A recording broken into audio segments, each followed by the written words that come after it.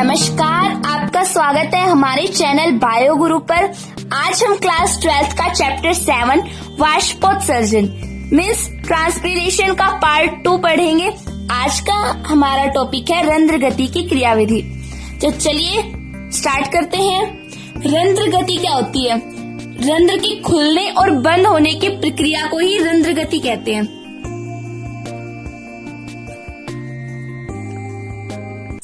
हमने पिछली वीडियो में देखा था कि रंध्र किस प्रकार से खुलते हैं और किस प्रकार से बंद होते हैं। बंद होने की क्रिया को ही रंध्र गति कहते हैं।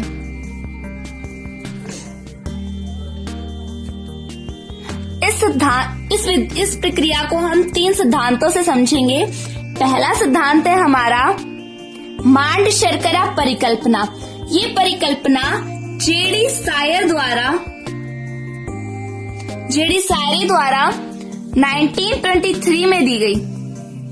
अब हम देखते हैं कि किस प्रकार से इस परिकल्पना में हम देखेंगे कि किस प्रकार दिन के समय रंध्र खुलते हैं और रात के समय बंद होते हैं। पहले हम पढ़ेंगे दिन में कैसे रंध्र जो है वो कार्य करते हैं इस परिकल्पना के अनुसार। तो दिन में देखेंगे क्या होता है। इन्होंने बताया कि जो द्वार कोशिकाएं होती हैं उनमें मांड पाया जाता है। मांड को इंग्लिश में स्टार्च कहते हैं। क्या कहते हैं? स्टार्च। जो द्वार कोशिकाएं होती है, हमने पढ़ा था कि द्वार कोशिकाएं क्या होती है। एक बार यहां से मैं थोड़ा सा डायग्राम बना देती हूँ।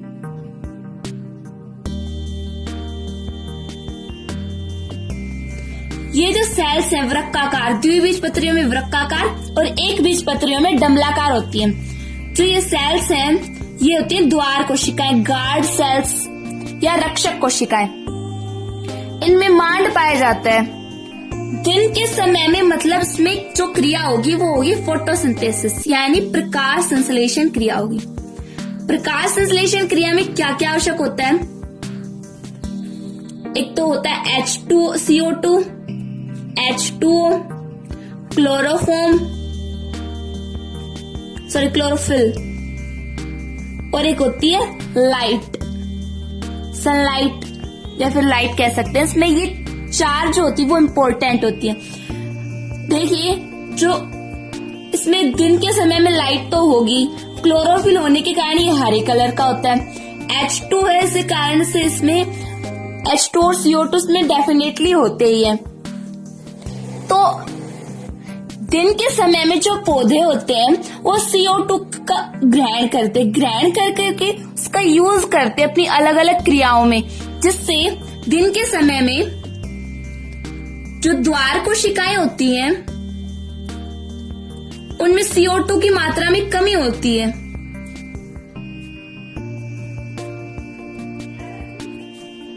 क्यों होती है? क्योंकि दिन के समय में हम जो पेड़ पौधे होते हैं वो CO2 ग्रहण करते हैं तो उसका यूज करते हैं अलग अलग क्रियाओं में, जिस कारण पौधे में CO2 की कमी हो जाती है। पौधे में CO2 की कमी होती है तो उसका pH मान यानी पावर ऑफ हाइड्रोजन कम होता है। बढ़ता है, कम नहीं होता, बढ़ता है। कैसे बढ़ेगा? जो CO2 होता है ये अम्लीय होता है। इसका pH होता है 5.2 से 5.8 नॉर्मली होता है। अगर इसकी मात्रा में कमी आएगी यानी ये कम होगा तो ये बढ़ेगा pH। हमने आपको pH स्केल के बारे में पता ही होगा, हमने क्लास 11th में पढ़ा था।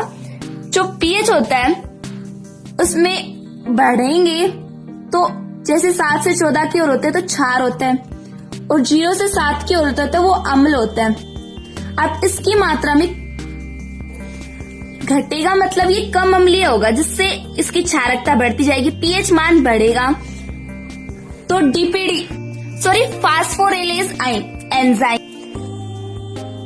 फास्फोराइलेज जो एंजाइम होता है इसकी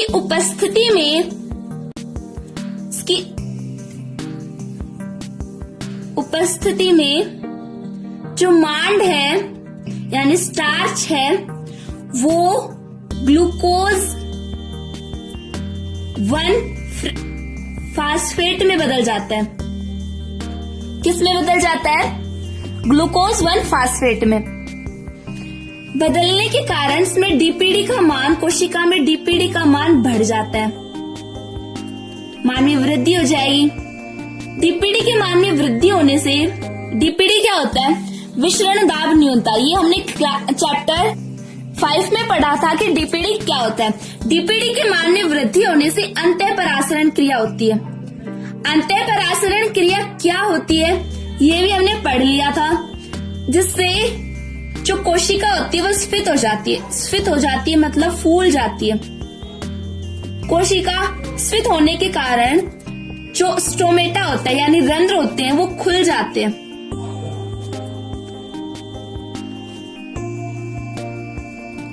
एक बार फिर से देखिए, मांड शर्करा परिकल्पना जेडी सायर ने 1923 में दी। इन्होंने इस परिकल्पना के अनुसार दिन में प्रकाश संश्लेषण होता है, दिन के समय फोटोसिंथेसिस, जिसमें आवश्यक होता है CO2, H2O, क्लोरोफिल और लाइट। इसमें जो मांड शर्करा परिकल्पना में इन्होंने बताया कि इनकी द्वार कोशिकाओं में मांड होता है यानी स्टार्च होता है। जो दिन में द्वार कोशिकाओं में CO2 की मात्रा होती है उसमें कमी आती है। कमी क्यों आती है? क्योंकि CO2 ग्रहण करते हैं और ग्रहण करेंगे तो उसका यूज भी करेंगे वो अलग अलग क्रियाओं में, जिससे CO2 की मात्रा में कमी आती है। कमी आने से pH का मान बढ़ता है। pH के मान में वृद्धि होने से जो फास्फोराइलेज एंजाइम है उसकी उपस्थिति में मांड ग्लूकोज 1 फास्फेट में बदल जाता है, जिससे डीपीडी के मान में वृद्धि हो जाएगी और अंतःपरासरण क्रिया के से कोशिका स्फीत हो जाती है यानी फूल जाती है। फूलने के बाद जो रंध्र होते हैं वो खुल जाएंगे। इस प्रकार जो रंध्र है ये खुल जाएंगे।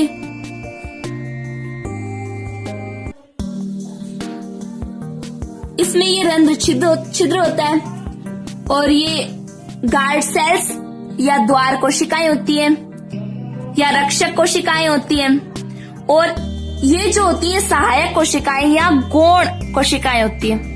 अब इस परिकल्पना में हम अंधेरे में पढ़ेंगे कि रात में क्या होता है, रंध्र किस प्रकार से बंद होते हैं। रात्रि में क्या होता है? जैसे इसके उल्टा हो जाएगा। जैसे दिन में होता है उसके विपरीत चलेंगे हम। तो देखिए क्या होता है, दिन के समय में जो फोटोसिंथेसिस क्रिया होती थी, फोटोसिंथेसिस यानी प्रकाश संश्लेषण। प्रकाश संश्लेषण में क्या क्या आवश्यक थे? प्रकाश संश्लेषण में थे CO2, H2O, क्लोरोफिल और लाइट, जिसमें से CO2, H2O, क्लोरोफिल तो होते हैं, लेकिन जो लाइट होती है वो एब्सेंट होती है, जिससे प्रकाश संश्लेषण क्रिया नहीं होती। रात्रि में द्वार कोशिकाओं में CO2 की वृद्धि होती है। कैसे होती है CO2 की वृद्धि? जब रात के समय में फोटोसिंथेसिस क्रिया नहीं होती है, जिससे CO2 होती है वो ग्रहण होती जाती है, उसका रेशियो बढ़ता जाता है। तो CO2 की मात्रा में वृद्धि होने से pH का मान घटता है। pH के मान में कमी आएगी। यहाँ पे pH CO2 का pH था 5.2 से 5.3, यहाँ pH के मान में कमी आई तो pH का मान होगा 5.0, जिससे जो ग्लूकोज 1 फास्फेट है वो किसमें बदल जाएगा? मांड में। ग्लूकोज 1 फास्फेट किसमें बदलेगा? मांड में। ग्लूकोज 1 फास्फेट जो है हमने देखा था कि वो दिन में क्या हो रहा है? बन रहा है। देखिए एक बार, दिन के समय में यहाँ पे ग्लूकोज 1 फास्फेट बन रहा है मांड से, लेकिन रात्रि में क्या हो रहा है? ग्लूकोज 1 फास्फेट जो है वो वापस मांड में बदल रहा है, स्टार्च में बदल रहा है। या रात्रि में ग्लूकोज 1 फास्फेट मांड में बदल गया, जिससे डीपीडी का मान घटता है। डीपीडी के मान के घटने से बहिःपरासरण क्रिया होती है। बहिःपरासरण क्या होता है, डीपीडी क्या होता है, ये हमने चैप्टर नंबर 5 में पढ़ लिया था। बहिःपरासरण होने के कारण जो कोशिका होती है वो सलत हो जाती है। सलत का मीन्स क्या होता है, कोशिका सिकुड़ जाती है, पिचक जाती है, जिससे जो रंध्र है वो बंद हो जाते हैं। देखिए कैसे बंद होते हैं रंध्र।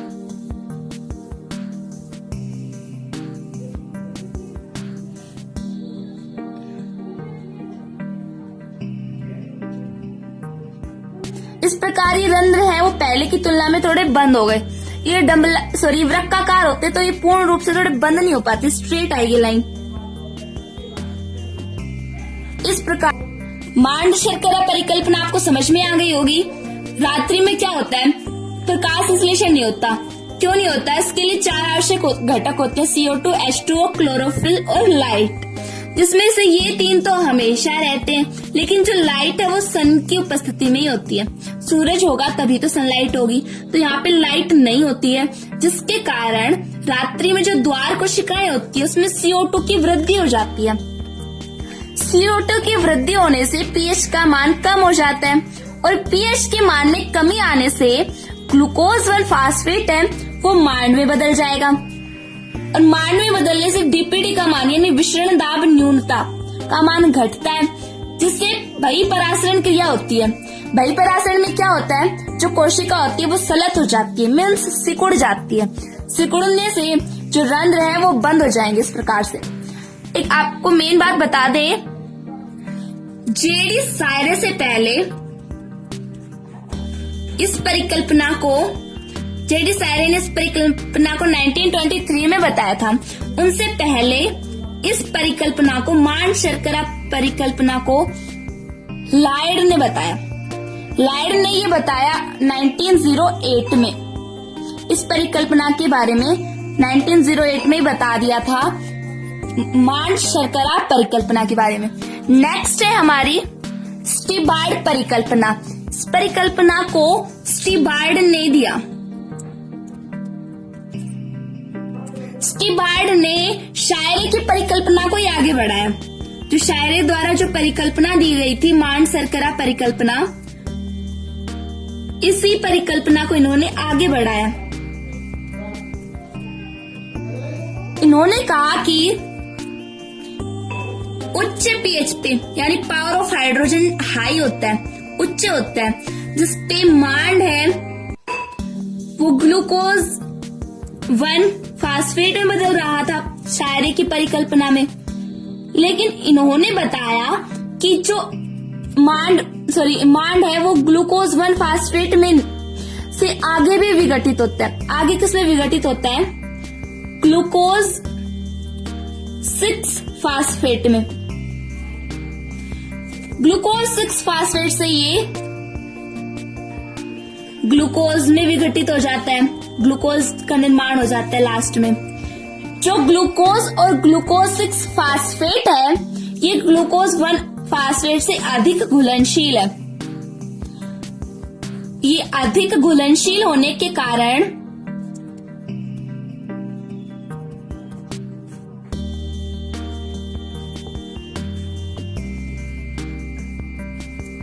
इनके द्वार कोशिकाओं में जो द्वार कोशिकाएं हैं यानी गार्ड सेल्स, उसमें इसकी मात्रा द्वार कोशिकाओं में इसकी सांद्रता बढ़ जाती है, सांद्रता में वृद्धि होती है।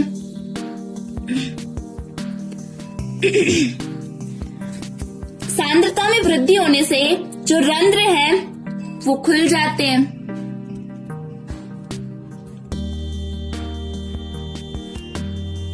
एक बार फिर से रिवीजन करते हैं। स्टीबार्ड परिकल्पना, स्टीबार्ड ने शायरे परिकल्पना को ही आगे बढ़ाया।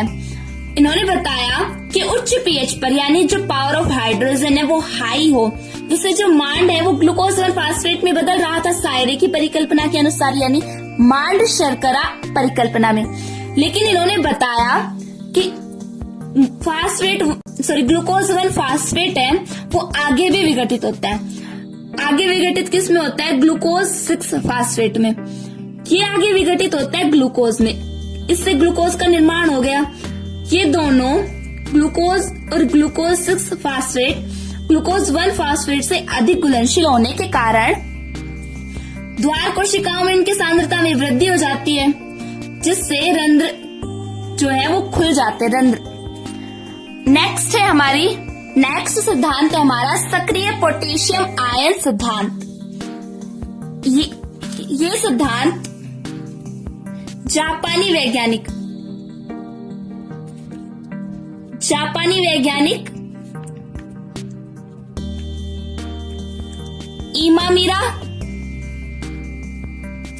इमामुरा व फ्यूजिनो ने 1959 में प्रतिपादित किया। ये जापानी वैज्ञानिक, इसलिए इनके नाम थोड़े अजीब से, इमामुरा और फ्यूजिनो ने 1959 में ये सिद्धांत प्रतिपादित किया। और इस सिद्धांत का जो रूपांतरण है वो लेविट ने किया, वो भी 1974 में। यह सिद्धांत सर्वमान्य सिद्धांत है वर्तमान में। इस सिद्धांत के बारे में हम थोड़ा एक्सप्लेन से पढ़ेंगे, जो बहुत इंपॉर्टेंट है एग्जाम की दृष्टि से भी। पहले हम पढ़ेंगे दिन में किस प्रकार से रंध्र खुलते हैं इस सिद्धांत के अनुसार। तो देखिए, जैसे हमने यहाँ पे एक गार्ड सेल ली हुई है और इसकी सहायक कोशिकाएं हैं, ये द्वार कोशिकाएं, ये क्रिया जो हो रही है वो दिन में हो रही है, यानी डे में। दिन में होगी तो इस पे प्रकाश संश्लेषण, फोटोसिंथेसिस आवश्यक होता है। फोटोसिंथेसिस के लिए हमने बताए थे आवश्यक घटक कौन कौन से होते हैं। CO2, H2O, chlorophyll and light. ये 4 मेन होते हैं, इनमें ये चारों हैं। दिन के समय में लाइट तो डेफिनेटली होती है। जो क्लोरोफिल है वो हम दिखा देते हैं, जो गार्ड सेल्स में इस प्रकार से है। ये देखिए क्लोरोफिल है। ये क्लोरोफिल है, ये स्टार्च में चेंज होता है। स्टार्च से ये ग्लूकोज में एंड ग्लूकोज से मैलिक एसिड में चेंज हो जाता है। मैलिक एसिड में चेंज होने के बाद ये 2 आयनों में टूट जाते हैं। जैसे मैं यहाँ पे लिख के बता देती हूँ, मैलिक एसिड है, इसका वियोजन हो जाता है। ये एक तो मैलेट आयन बनाता है और एक हाइड्रोजन आयन बनाता है। इसमें मैलेट आयन और हाइड्रोजन आयन होते हैं। जैसे इस प्रकार यहाँ पे हाइड्रोजन आयन होंगे और मैलेट आयन है। मैं मैलेट आयन को अलग पेन से डिनोट कर रही हूं। मैं मैलेट आयन को M से लिख देती हूँ, M पॉजिटिव यानी मैलेट आयन। यहाँ पे थोड़ी जगह कम है, इसलिए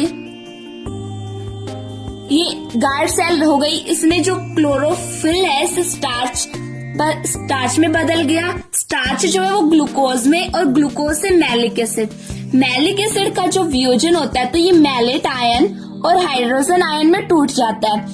टूटने के बाद ये इस प्रकार से गार्ड सेल में होते हैं। तो ये द्वार कोशिकाओं के साइड में जो सहायक कोशिकाएं हैं, इनमें से पोटेशियम आयन है जो इसमें द्वार कोशिका में आ जाता है। रक्षक कोशिका भी कह सकते हैं इसे। इस प्रकार ये इसमें आ गया पोटेशियम आयन। और हाइड्रोजन जो आयन है वो द्वार कोशिकाओं से चला जाता है। इस प्रकार से जो हाइड्रोजन आयन है वो तो सहायक कोशिकाओं में चला गया, और जो सहायक कोशिकाओं में पोटेशियम आयन है, पौधों में पोटेशियम सोडियम ये आयन तो होते ही हैं, ये समीपवर्ती कोशिकाओं या कह सकते हैं सहायक कोशिकाओं के माध्यम से द्वार कोशिकाओं में प्रवेश हो गया, और यहाँ से हाइड्रोजन आयन है ये बाहर निकल गया। अब द्वार कोशिकाओं में कौन कौन से आ गए? मैलिक एसिड आ गया और पोटेशियम आयन आ गया। ये दोनों क्रिया करके पोटेशियम मैलेट बनाते हैं। पोटेशियम मैलेट जो होता है, इससे गार्ड सेल्स या हम कह सकते हैं द्वार कोशिकाओं या रक्षक कोशिकाओं में सांद्रता में वृद्धि हो जाती है। सांद्रता इंक्रीज हो गई, बढ़ गई है। सांद्रता बढ़ने से क्या होता है, डीपीडी का मान जो होता है बढ़ता है। डीपीडी का मान में वृद्धि आई, डीपीडी का मान बढ़ रहा है। डीपीडी के मान में बढ़ने से अंतःपरासरण क्रिया होगी। अंतःपरासरण में क्या होता है, हमने बताया था आपको पिछले चैप्टर 5 में भी, अंतःपरासरण में कोशिका स्फीत हो जाती है, मीन्स फूल जाती है। मान लीजिए कोशिका फूल गई, जिससे रंध्र खुल जाते हैं।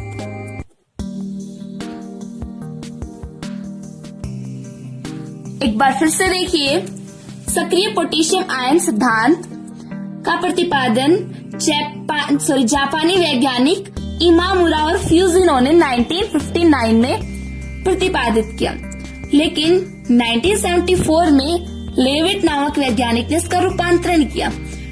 जो ये सिद्धांत है, सक्रिय पोटेशियम आयन स्थानांतरण सिद्धांत, ये वर्तमान में सर्वमान्य सिद्धांत है।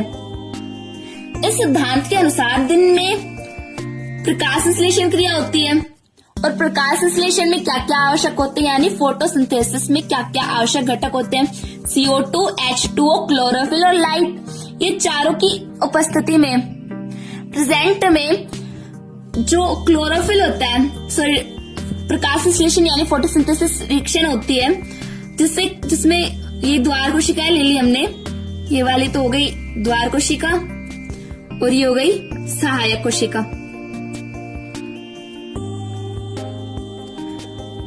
क्लोरोफिल है वो स्टार्च में बदल गया, स्टार्च ग्लूकोज में, और ग्लूकोज जो है वो मैलिक एसिड में बदल गया।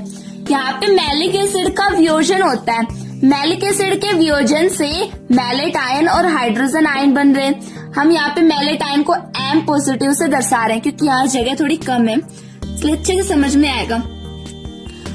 तो मैलेट आयन हमने रेड कलर से डिनोट किया हुआ है, और हाइड्रोजन आयन को पिंक कलर से। तो सहायक कोशिकाओं में या समीपवर्ती कोशिकाओं में जो पोटेशियम आयन होता है वो द्वार कोशिकाओं में प्रवेश कर जाता है, और हाइड्रोजन आयन है वो द्वार कोशिकाओं से अन्य कोशिकाओं में, मतलब द्वार कोशिका से बाहर चला जाता है। जो पोटेशियम आयन है वो मैलेट आयन से, सॉरी यहाँ पर मैलेट आएगा, रिएक्शन करता है और पोटेशियम मैलेट बनाता है। पोटेशियम मैलेट से द्वार कोशिकाओं में सांद्रता बढ़ जाती है। सांद्रता में वृद्धि होने से डीपीडी का मान भी बढ़ता है। डीपीडी के मान में वृद्धि होने से अंतःपरासरण क्रिया होती है। अंतःपरासरण क्रिया क्या होती है, उसमें कोशिका फूल जाती है, स्फीत हो जाती है। यहाँ पे भी कोशिका फूल गई और रंध्र खुल जाते हैं। अब हम पढ़ेंगे रात्रि में ये क्रिया किस प्रकार से होती है। अब हम पढ़ेंगे कि इस सिद्धांत के अनुसार रात्रि में जो रंध्र है वो किस प्रकार से बंद होते हैं। तो देखिए, यहाँ हमने एक डायग्राम बना लिया, अब डायग्राम के माध्यम से समझेंगे। जो रात के समय प्रकाश संश्लेषण क्रिया नहीं होती है, फोटोसिंथेसिस या प्रकाश संश्लेषण, हमने पढ़ा था ऊपर कि प्रकाश संश्लेषण के आवश्यक घटक कौन कौन से हैं, H2O, CO2, chlorophyll and light. यहाँ पर लाइट जो वो अब्सेंट है, क्यों है, क्योंकि रात्रि में हमें सन मिलता नहीं है, सन होता नहीं है मतलब, और इस कारण लाइट है वो अब्सेंट रहती है। तो जो द्वार कोशिका होती है उसमें CO2 और H2 होते हैं। जो CO2 होता है द्वार कोशिका में वो अधिक मात्रा में होता है। कैसे होता है, देखिए, द्वार कोशिका है उसमें रात्रि के समय CO2 की अधिकता रहती है। क्यों रहती है, क्योंकि रात को वो फोटोसिंथेसिस तो रिएक्शन होती नहीं है, जिससे CO2 होता है वो स्टोर होता जाता है, जिससे इसका रेशो बढ़ता जाता है। इस सिद्धांत में भी वैसे ही होगा जैसे हमने पिछले सिद्धांतों में पढ़ा था। इसमें भी दिन में जो रिएक्शन हो रही थी उसके विपरीत होता जाएगा, यानी जो मैलिक एसिड है वो स्टार्च में बदल जाएगा और CO2 की अधिकता होने के कारण ये जो द्वार कोशिका है इसमें एबिसिक एसिड जो होता है वो एक्टिव हो जाता है। एबिसिक एसिड यानी ABA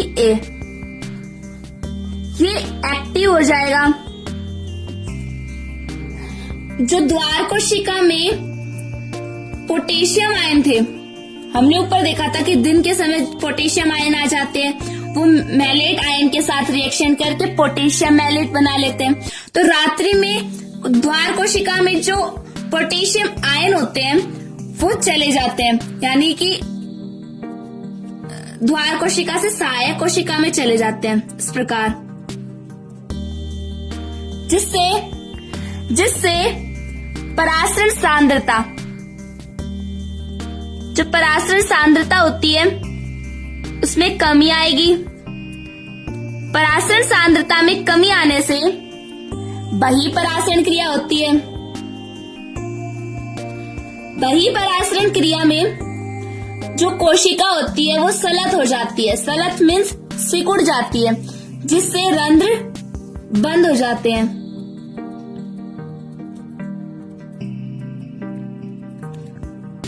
एक बार फिर से देखिए कि रात्रि में रंध्र किस प्रकार से बंद होते हैं। रात्रि के समय प्रकाश संश्लेषण जो होता है उसमें लाइट अपसेंट होती है, जिसके कारण द्वार कोशिका में CO2 की मात्रा में वृद्धि हो जाएगी, इसमें अधिकता हो जाती है, जिससे एबिस्कस एसिड यानी ABA एसिड एक्टिव हो जाता है। ABA एसिड एक्टिव होने से जो पोटेशियम आयन होते हैं द्वार कोशिका में वो सहायक कोशिका में चले जाते हैं और मैलिक एसिड है वो स्टार्च में बदल जाता है। एक्टिव होने से जो पोटेशियम आयन थे वो द्वार कोशिकाओं से सहायक कोशिकाओं में चले गए और मैलिक एसिड स्टार्च में बदल गए, जिससे द्वार कोशिका में परासरण सांद्रता में कमी आ जाएगी। कमी आने से बहिःपरासरण क्रिया होती है। बहिःपरासरण क्रिया में क्या होता है, कोशिका सलत हो जाती है, मीन्स सिकुड़ जाती है, जिससे जो रंध्र है वो बंद हो जाते हैं। आशा करती हूँ कि आपको ये वीडियो समझ में आया होगा। अगर आपको हमारा वीडियो अच्छा लगा हो तो हमारे चैनल को सब्सक्राइब करें, वीडियो को लाइक और कमेंट जरूर करें। धन्यवाद।